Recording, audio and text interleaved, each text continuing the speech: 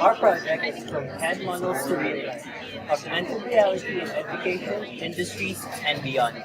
For this project, we have a Ferris wheel station over here, and we have a CAD model of the same station.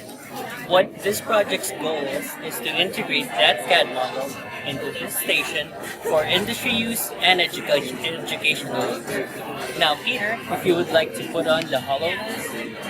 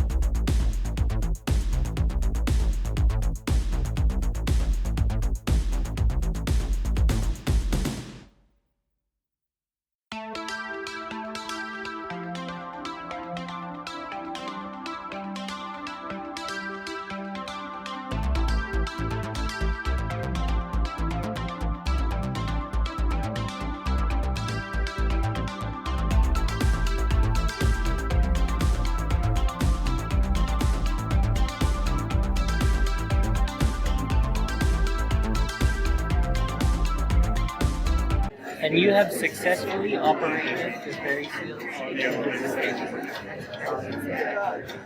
Wow. Awesome. There you go. Sweet.